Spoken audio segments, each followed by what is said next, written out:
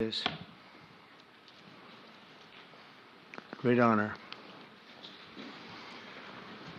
I'm thrilled to welcome the Prime Minister of India, my friend, Narendra Modi, back to the White House. We spent a lot of time here and a lot of time in India, and he's a very special man.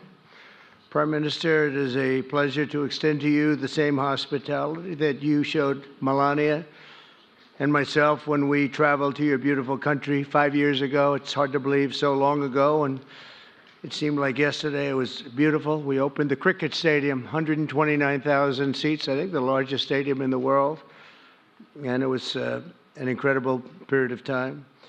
There is truly a special bond between the United States and India, and the world's oldest democracy and the world's largest democracy, and I believe the world's largest country in terms of the numbers of people. And today the Prime Minister and I are announcing a framework to strengthen those ties even further economically, and the U.S.-India Compact for the 21st century is a historic initiative that will deepen every aspect of our partnership and our friendship. Starting this year, we'll be increasing military sales to India by many billions of dollars. We're also paving the way to ultimately provide India with the F-35 stealth fighters. In 2017, my administration revived and reinvigorated the Quad security partnership. In our meeting today, the Prime Minister and I reaffirmed that strong cooperation among the United States, India, Australia, and Japan. And it's crucial, really, to maintaining peace and prosperity, tranquility, even in the Indo-Pacific. In addition, the United States and India will be working together like never before to confront the threat of radical Islamic terrorism, a threat all over the world, actually. Today, I'm pleased to announce that my administration has approved the extradition of one of the plotters and one of the very evil people of the world, and having to do with the horrific 2008 Mumbai terrorist attack, to face justice in India. So he's going to be going back to India to face justice. As we deepen our defense partnership, we'll also strengthen our economic ties and bring greater fairness and reciprocity to our trading relationship. As a signal of good faith, Prime Minister Modi recently announced the reductions to India's unfair, very strong tariffs that limit U.S. access into the Indian market very strongly, and really it's a big problem, I must say. India imposes a 30 to 40 to 60 and even 70% tariff on so many of the goods, and in some cases far more than that. And as an example, a 70% tariff on U.S. cars going into India, which makes it pretty much impossible to sell those cars. Today, the U.S. Trade deficit with India is almost $100 billion, and Prime Minister Modi and I have agreed that we'll begin negotiations to address the long-running disparities that should have been taken care of over the last 4 years, but they didn't do that, in the U.S.-India trading relationship, with the goal of signing an agreement. And we want, we want a certain level playing field, which we really think we're entitled to, and he does also, in fairness. So we're going to work on that very hard, and we can make up the difference very easily with the deficit, with the sale of oil and gas, LNG, of which we have more than anybody in the world. The Prime Minister and I also reached an important agreement on energy that will restore the United States as a leading supplier of oil and gas to India. It will be hopefully their #1 supplier. In the groundbreaking development for U.S. nuclear industry, India is also reforming its laws to welcome U.S. nuclear technology, which is at the highest level, into the Indian market. This will bring safe, clean, and affordable electricity to millions of Indians and tens of billions of dollars to the U.S. civilian nuclear industry in India. And under the framework we are announcing today, the United States and India are also joining forces to ensure that artificial intelligence and other advanced technologies are developed by the two of the most, really two of the most advanced nations, intellectually and otherwise technologically, anywhere in the world. There's nobody very much closer. We have an incredible relationship there, and this is where it seems to be heading. And artificial intelligence, a very complex subject, but it seems to be where people want to be and they want to go, and we're leading right now by a lot, but other people will try to catch us. I don't know if they're going to be able to. We're going to make it available. We're going to make tremendous amounts of electricity available. We're going to let the people that are buying the electricity make their own electric plants, electric generation plants. And we've never done this in our country, but we're going to get it done very quickly. Lee Zeldin and his group are going to get the approvals in very rapid form. And we're calling it a national emergency, and that's exactly what it is. So we're going to remain at the top of the AI, or artificial intelligence, I think, for a long time to come, and we're going to be working very closely with India and other countries on that.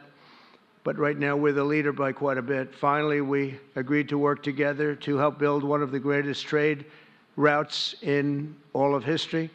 It will run from India to Israel to Italy and onward to the United States, connecting our partners by ports, railways, and undersea cables, many, many undersea cables. It's a big development. It's a lot of money going to be spent, and we've already spent some, but we're going to be spending a lot more in order to stay advanced and stay the leader. I'm pleased to report that with today's announcements, the friendship between the United States and India is the strongest I believe it's ever been. I think our relationship is the best it's ever been between two leaders of the two countries, and it's an honor to say that. I'd like to now invite the Prime Minister to say a few words, and then we'll take some questions, and we appreciate you all being here. Thank you very much. Thank you very much.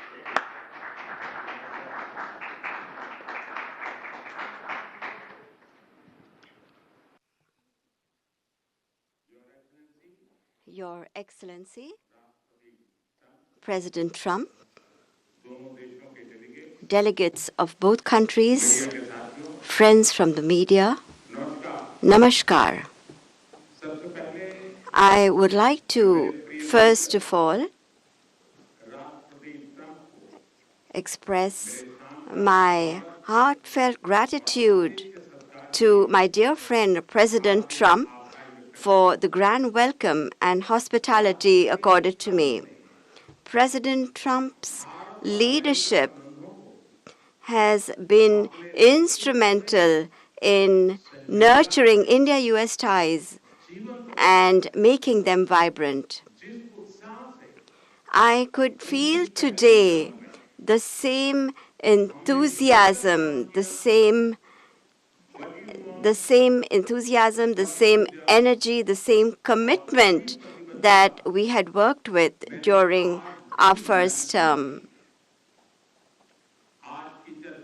Our discussions today highlighted our pride in our accomplishments during his first term, the deep mutual trust that we share, and also the resolve to attain new goals.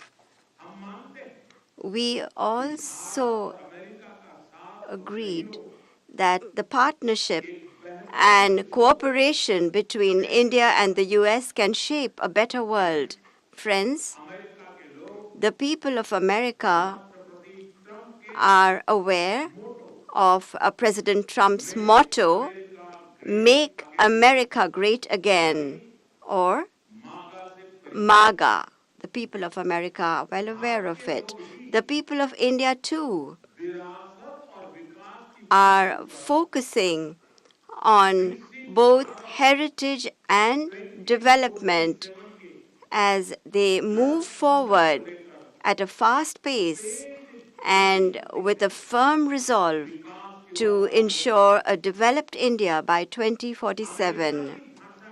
If I were to say this, borrowing an expression from America, our vision for a developed India is to make India great again, or MEGA. When America and India work together, that is, when MAGA when it's MAGA plus MEGA, it becomes MEGA, a mega partnership for prosperity. And it is this mega spirit that gives new scale and scope to our objectives. Friends, today we have also set ourselves the target of more than doubling our bilateral trade to attain $500 billion by 2030. Our teams will work on concluding very soon a mutually beneficial trade agreement in order to ensure India's energy security. We will focus on trade in oil and gas, investment in energy infrastructure will also increase. In the area of nuclear energy, we also discussed increasing cooperation on small modular reactors. Friends, America plays an important role in India's defense preparedness. As strategic and trusted partners, we are moving forward actively towards joint development, joint production, and transfer of technology. In the times to come as well, new technologies and equipment will enhance our capacities. We have decided to launch the Autonomous Systems Industry Alliance, and a defense cooperation framework for the next decade will be prepared. Defense interoperability, logistics, repair, and maintenance will also be its key components. Friends, the 21st century is a technology-driven century. Close cooperation in the area of technology between countries that believe in democratic values can give new direction, strength, and opportunities to the entire humanity. India and the US will jointly work in areas of artificial intelligence, semiconductors, quantum, biotechnology, and several other technologies. Today, we also agreed on trust, which stands for transforming relationships utilizing strategic technology. Under this, our focus will be on establishing strong supply chains for critical minerals, advanced materials, and pharmaceuticals. We have also decided to launch a recovery and processing initiative for strategic minerals like lithium and rare earths. We have had close cooperation with the US in the area of space. The Nisar satellite, developed with mutual cooperation between ISRO and NASA, will soon be flying into space on an Indian launch vehicle. Friends, partnership between India and the US strengthens democracy and strengthens democratic values and systems. We will work together to enhance peace, stability, and prosperity in the Indo-Pacific. The Quad will play a special role in this. During the Quad summit scheduled to be held in India this year, we will expand cooperation in new areas with our partner countries. Under the IMEC and I2U2, we will work together for the development of economic corridors and in the area of connectivity. India and US will stand strongly together in the fight against terrorism. We agree that in order to eliminate cross-border terrorism, we need concrete actions. And I'm very grateful to President Trump that he, in 2008, somebody who carried out genocide in India, that criminal is now going to be handed over to India, and I'm grateful to President Trump for this. And appropriate action will be taken in the courts in India. Friends, the Indian community living in the US is an important link in our relations. In order to further deepen our people-to-people ties, India will soon open new consulates in Los Angeles and Boston. These will be new consulates. We have invited American universities and educational institutes to open their offshore campuses in India. President Trump, I am grateful to you for your friendship and strong commitment towards India. The people of India still fondly remember your visit in 2020 and hope that President Trump will come and visit them again. On behalf of 1.4 billion Indians, I invite you to visit India. Thank you. Thank you very much. Thank you for watching. Make sure you subscribe to our YouTube channel and watch more videos from News Channel 20.